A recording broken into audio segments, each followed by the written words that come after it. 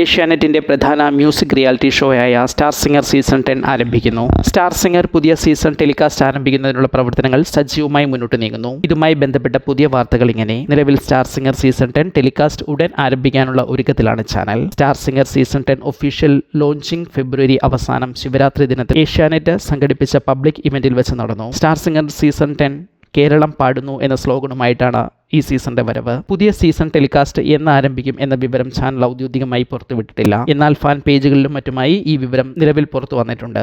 Launch ഇവന്റിന് മിനിറ്റുകൾക്ക് മുൻപ് വെന്യൂവിൽ വെച്ച് നടത്തിയ സോഷ്യൽ മീഡിയ ലൈവിൽ ഷോ ഡയറക്ടർ ഈ തീയതി പറഞ്ഞു പോയിരുന്നു.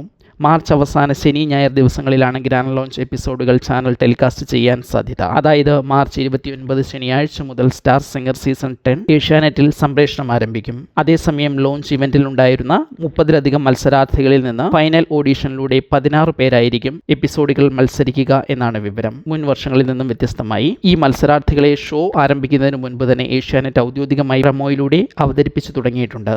നിലവിൽ 4 പേരെയാണ് ഇതുവരെ പരിചയപ്പെടുത്തിയത്. തിരുവനന്തപുരം സ്വദേശി ദീപു, എറണാകുളം തൃപ്പൂണിത്തുറ സ്വദേശിനി പവിത്ര, കണ്ണൂർ പയ്യന്നൂർ സ്വദേശിനി നേഹ രാജേഷ്, കണ്ണൂർ സ്വദേശിനി ശിവപ്രിയ സുരേഷ് എന്നിവരെയാണ് ചാനൽ പരിചയപ്പെടുത്തിയത്. അതേസമയം ഗ്രാൻഡ് ലോഞ്ച് എപ്പിസോഡിനുള്ള പ്രവർത്തനങ്ങൾ നടന്നുകൊണ്ടിരിക്കുന്ന വിവരവും സോഷ്യൽ മീഡിയയിലൂടെ പ്രചരിക്കുന്നുണ്ട്. മഞ്ജു വാര്യർ ഗസ്റ്റായി എത്തുമെന്നും മിഥുൻ രമേഷും വർഷയുമായിരിക്കും ലോഞ്ച് ഇവന്റിന്റെ ഹോസ്റ്റുകൾ എന്നുമാണ് നിലവിലെ വിവരം. ഇതിന്റെ ഷൂട്ടിംഗ് ഏതാണ്ട് അവസാനിച്ചു എന്നുമാണ് നമുക്ക് ലഭിക്കുന്ന വിവരം. ഏഷ്യാനെറ്റ് സ്റ്റാർ സിംഗർ സീസൺ 10 കുറിച്ച് നിങ്ങളുടെ പ്രതീക്ഷകൾ കമന്റ് ചെയ്യൂ. കൂടുതൽ സ്റ്റാർ സിംഗർ വിശേഷങ്ങളുമായി മറ്റൊരു വീഡിയോയിൽ കാണാം. ഈ ചാനൽ സബ്സ്ക്രൈബ് ചെയ്യുക.